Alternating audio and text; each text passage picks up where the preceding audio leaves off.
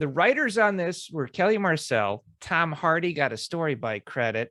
And I thought that was pretty awesome. And the director was Andy Serkis. How cool is that? I just not realized that Andy Serkis directed it. He did a great job. I know.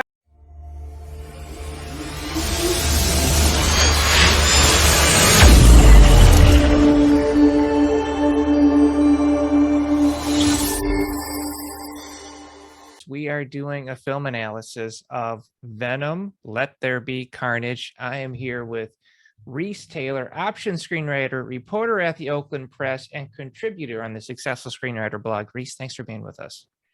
For having me, Jeff. Oh, man, this is going to be fun. All right, so I got to tell you, I really like this one. Give me your quick first thoughts.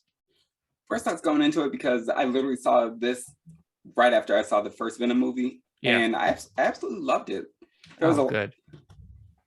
Fun pacing, used a lot of its setting well, loved it. All right, I'm going to hit you with the log line. You ready? Sure. Venom, Let There Be Carnage. Eddie Brock attempts to reignite his career by interviewing serial killer Cletus Kasady, who becomes the host of the symbiote Carnage and escapes prison after a failed execution. All right, so we're going to have lots of spoilers because we both watched it. That's the hint of the show. We are doing an analysis. So if you haven't seen it yet, maybe watch the movie and come back. The writers on this were Kelly Marcel. Tom Hardy got a story by credit. And I thought that was pretty awesome. And the director was Andy Serkis. How cool is that? I just not realized that Andy Serkis directed it. He did a great job.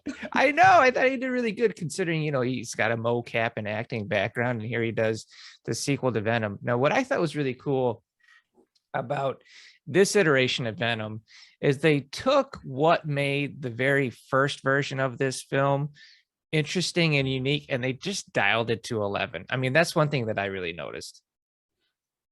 And that's one of the big things with the Venom character. And it's actually one of the reasons why, when I first got started into Spider-Man, when I was reading the comics, I started off with Venom.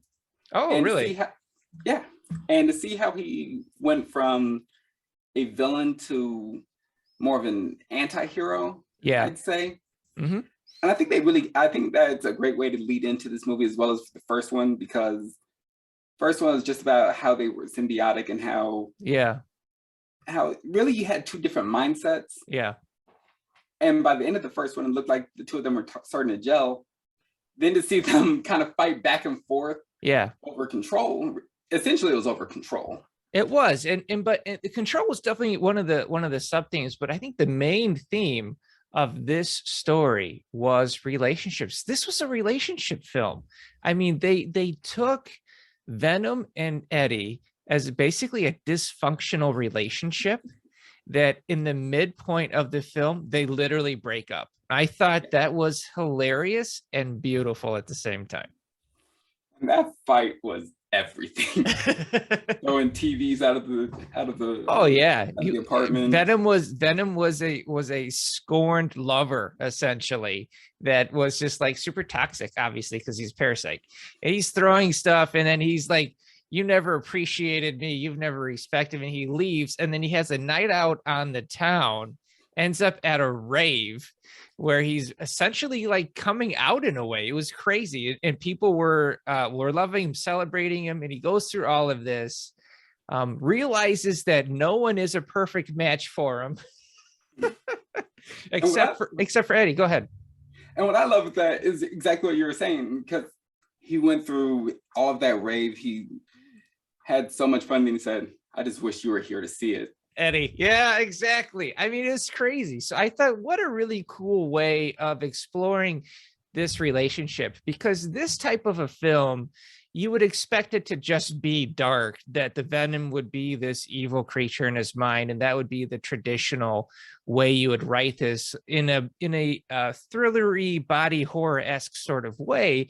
And instead they lean on the relationship between the two of them. They lean how each other need them. They show how it can be toxic, and then they show growth of the characters. I thought it was beautiful, especially towards the end of the film when they're coming back together and Venom is attached to his ex-wife, and Eddie has to basically beg for forgiveness but Venom is still kind of he's still kind of wounded and can't take him back. Now, another thing I want to mention when it comes to the relationship aspect of it is that, oddly enough, they portrayed one of the more realistic relationships actually in film. Yeah. Anybody who's ever been married or in a relationship understands it's never going to be just the beautiful honeymoon aspect of it. No. People tend to miss out on the fights that you have behind the scenes when you're alone in your house, you're arguing over something. That's what happens. And if you look on the flip side of that with Carnage, and she was played by Naomi Harris. Oh, Cletus Kasady by Woody Harrelson. And I'm trying to remember the, I have it in my notes, one sec. Oh, the wife, Shriek. Yeah. And how we see what's essentially the honeymoon aspect. Everybody sees, oh my God, he got our dream car. He's going through the city. He's destroying everything just to get to her. Yeah. And then when they get to that wedding aspect, they're not symbiotic. No, and neither is Cletus or Carnage. Yeah, it's about control. It's about power in the relationship. So I thought that was really good. I thought it was really good to show the different aspect there. You know, when you're working with a theme of a relationship like that and then of control, it's really important to show the opposite of that. And they did in the antagonist subplot, essentially. I thought it was really good, showing the competition between Cletus, Carnage, and Shriek. And I thought it was amazing. Now, Woody Harrelson, of course, is great. And it was great seeing him play Carnage. It kind of felt a little bit like Natural Born Killers to me, like he was bringing in that kind of serial killer with charm-ish aspect. What I did think was good, it's easy to take a character like that, a serial killer, and then just make him evil and unrelatable. But instead, they really did pepper in this romance with Shriek, how much he loves her. They tried to pepper in the fact that he was abused, but more than likely that's excuses he used because he's just a killer. But I did really enjoy the fact that him and his symbiote are so different, and that they were essentially all battling with each other at the same time of trying to stop Venom. In a lot of ways, that reminds me of, I'm going to pull something from real life with what you were saying a moment ago with him being abused. And I'm old enough to remember the Menendez brothers case. Sure. Where that became, I'm not going to say the term, and I use this not as my own, but more as what's colloquially known as the abuse excuse. Right. And you see how somebody who went through that tends to try to blame everybody else for tries to blame somebody else for an action that they caused. Yeah. I'm not saying that's every case, but then I go over to Carnage and Cletus Kasady. Cletus is somebody who was essentially trying to be, he even said in the film, he wanted to be loved. Like, he wanted that friendship. That's why he reached out to Eddie Brock. Right. And then he realized that Shriek was still alive. Yeah. And that's where a lot of that relationship aspect came. Right. He wanted acceptance, he wanted love, but he also wanted fame. He wanted that kind of love that celebrities have, right? And a lot of serial killers, and a lot of serial killers want that as well. And you see it with some of the older popular cases. You know, they love the celebrity status that they get. One of the really cool things I saw visually, subtext wise, and they snuck this in there, you know, other than his crazy serial killer wall that he had, he's writing that letter to Eddie, which you think it might be in blood.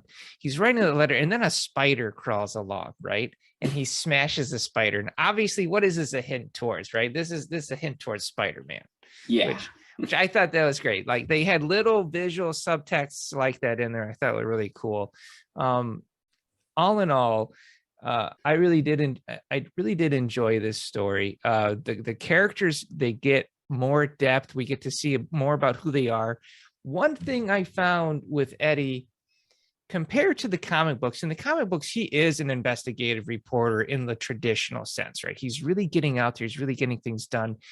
In this setting, he is an investigative reporter, but not in that way. It's more of a, I want to say he's more of like a grifter almost. He's not the type of guy that you're used to seeing.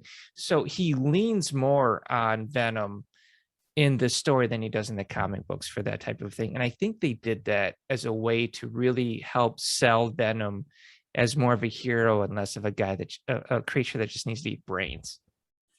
Well, I remember and this is going back into the comics itself, and I always try to separate the comics from the actual, what's the best way to put this? I always try to separate the comics from the films themselves. Right. And one of the best ways to do it is, as you mentioned, the thing is with Eddie and Venom as a character, in the comics, he was always a bit more brutish. Right. Even Eddie as a guy, he was one of the biggest jocks you can imagine. Yeah, he was a big dude. And Tom Hardy's no slouch. So. Oh no. I mean, he's Bane. Yeah. I'm always going to see him as Bane. Yeah, exactly. But with Venom, again, as you say, he's kind of a grifter. He's kind of one of those guys who you know phony when you see it. He's a little sleazy. He's a little sleazy. Yeah. We can admit it. Yeah, definitely. So there's definitely a difference in canon there between the films and the comic book. And I think that has to be to a strength, because again, you want to separate characters from one universe and the other. Yeah. Which also leads into what's going to happen with the next universe. Oh, I love that. I was so excited. And I mean, it's so cool to actually finally see Venom be Venom in a film. Yeah. And he's going after Spider-Man in the upcoming movie. Spoiler alert, everybody. Well, I think I need to add that one again. I don't know if maybe you know something I don't know, and I don't want to dive into it, but there is definitely a big hint there that Venom is coming into the MCU. I was so excited about that because I just love Tom Hardy. He's such a great actor, and to see him take on the role of Eddie Brock in Venom, and the sheer fact that the guy goes method with it. I mean, he records all of the dialogue for Venom, and then when he's on set, they play it in his earpiece so that he's acting off of himself. I mean, it's just brilliant. Here's the thing with Tom Hardy, who I think is actually an underrated actor, even going back to Bane and going back to he was in Star Trek. He was in one of the Star Trek films. He played a young Picard. I mean, that's how far back he goes. I think it was called he was in Nemesis. Yeah. Star Trek Nemesis.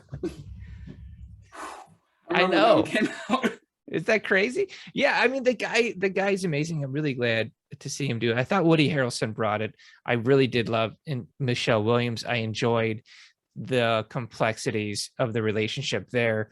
And it was just refreshed. Do you have any highlights for me that you want to break down for the film? One of the big highlights for me was the fights that they kept having, particularly over the chickens. Oh my God. He refused to kill the chickens because they had a relationship together. Yeah, exactly. It was Sonny and Cher, right? And it wasn't just brilliant, but it also played again into the theme of the film of relationships. Exactly. He refused to attack one of them because, I mean, also if you look at it, that's kind of what's the word I'm looking for? Well, it is part of the theme, right? Relationships, and it's a way that they can show Venom is growing as a character, right? He wants to be the lethal protector, right? Which was a callback to Venom's very first solo issue back when I was young in high school. And if we were like, oh my God, you get the new, graphite lethal protector, limited edition Venom comic, so we were all excited about that. But yeah, it is growth because he has to have a particular chemical that's only found in chocolate and brains, which is a real thing. And I love that they did that. So by showing the fact that he won't kill the chickens is showing that Venom is growing as a character and working his way into the anti-hero like you had suggested. And it's also a form of foreshadowing because if you look at it, he had to kill the two at the end. He had to kill the loving couple. Oh man, that's such a great point, Reece. Absolutely some foreshadowing there as well. They had to take out that couple. I love it. I love the way that they played with Venom taking on Carnage and had to eat him right at the very end. So that was even more visual subtext because that's what Venom does. Venom eats. And I kept thinking, how's he going to kill this thing? Is he going to burn? No, he just ate it, which was crazy. All right. So This episode is actually brought to you by the Script Summit Screenplay Contest, which is up and open for submissions right now. Winners can win up to $1,000 in cash, and 2 of our winners this year will get represented by talent managers. How cool is that, Reece? That's absolutely amazing. I've entered before, and it's what helped put me on the map. Yeah, it's awesome. Absolutely Very good. love Script Summit. Script Summit, man. All right. So we will do another one of these in about a week. And Reece, I really wanted to thank you for being on the show. All right. Thank you. I appreciate being here, Jeff.